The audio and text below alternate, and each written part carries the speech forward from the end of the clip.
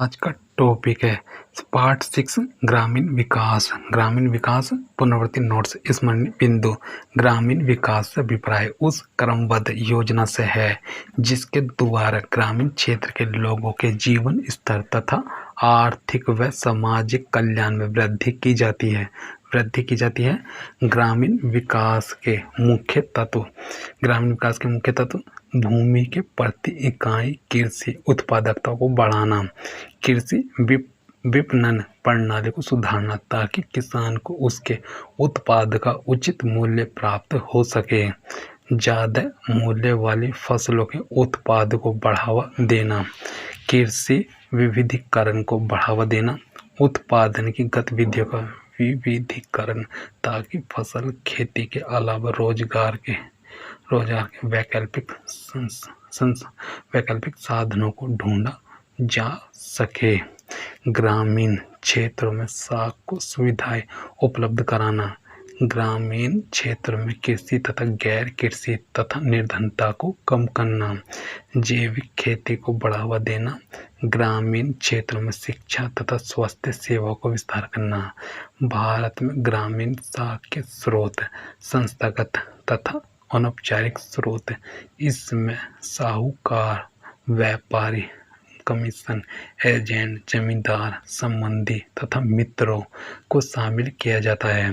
संस्थागत अथवा औपचारिक स्रोत, इसमें आ जाएगा सहकारी साख समितियां, स्टेट बैंक ऑफ इंडिया व अन्य व्यापारिक बैंक, क्षेत्रीय ग्रामीण बैंक।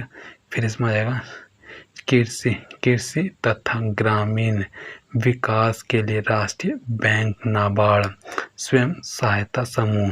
कृषि विपणन में उन सभी क्रियाओं को शामिल किया जाता है जो फसल के संग्रहण, प्रसंस्करण, वर्गीकरण, पैकिंग, भंडार, परिवहन तथा बिक्री से संबंधित है। कृषि विपणन के दोष: अपर्याप्त भंडार गृह।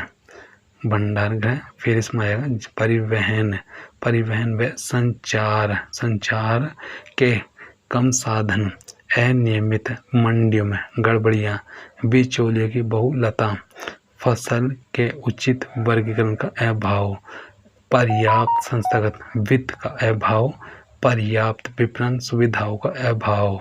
विपणन प्रणाली को सुधारने के लिए सरकार द्वारा उठाए गए कदम: नियमित मंडियों की स्थापना, कृषि उत्पादों के संग्रहण के लिए भंडार गृह की सुविधाओं का प्रावधान, मानक बाट और नापतोल की अनिवार्यता, रियायती यातायात की व्यवस्था, कृषि व संबद्ध वस्तुओं की श्रेणी में विभाजन एवं मानवीकरण की व्यवस्था, केंद्रीय श्रेणी नियंत्रण प्रयोगशाला महाराष्ट्र के नागपुर में है।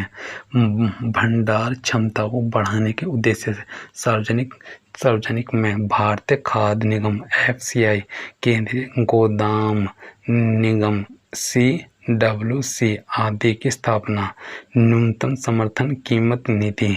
फिर विपणन सूचना का प्रसार, विविधीकरण, कृषि क्षेत्र में बढ़ती हुई श्रम शक्ति के एक बड़े हिस्से के अन्य और कृषि क्षेत्रों में वैकल्पिक रोजगार में अवसर ढूंढने की प्रक्रिया को विविधीकरण कहते हैं। इसके दो पहलू हैं: फसलों के उत्पादन का विविधीकरण, इसके अंतर्गत एक फसल की बजाय बहु फसल के उत्पादन को बढ़ावा दिया जाता है।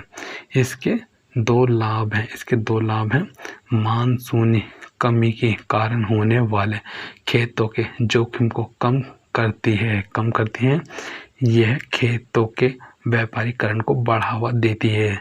उत्पादन गतिविधियों अथवा रोजगार का विविधीकरण, इसमें श्रम शक्ति को कृषि क्षेत्र से हटाकर गैर कृषि कार्यों जैसे पशुपालन, मत्स्य पालन, बागवानी आदि में लगाया जाता है।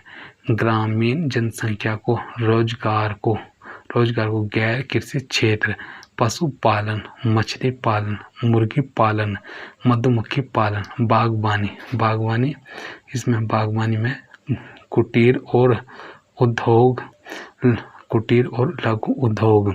जैविक कृषि खेती की वह पद्धति है जिसमें खेतों के लिए जैविक खाद, मुख्यतः पशु खाद और हरी खाद का प्रयोग किया जाता है। इसके अंतर्गत रासायनिक उर्वरकों के उपयोग को हतोत्साहित करते हुए जैविक खाद के उपयोग पर बल दिया जाता है। यह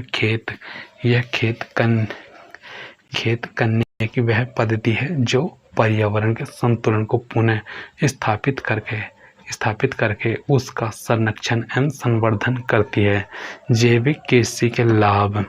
जैविक खादों के प्रयोग से मृदा का जैविक स्तर बढ़ता है और मृदा काफी उपजाऊ बनी रहती है।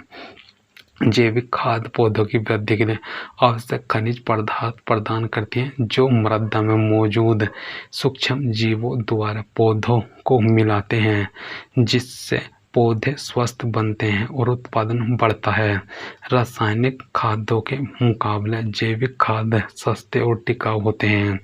जैविक खादों के प्रयोग से हमें पौष्टिक व स्वास्थ्यवर्धक भोजन प्राप्त होता है। जैविक खाद पर्यावरण मित्र होते हैं। इनमें रासायनिक प्रदूषण नहीं फैलता। छोटे और सीमांत किसानों के लिए सस्ती प्रक्रिया है। फिर इसमें आएगा, यह पद्धति धारणीय कृषि को बढ़ावा देती है। जैविक खेती श्रम प्रधान तकनीक पर आधारित है।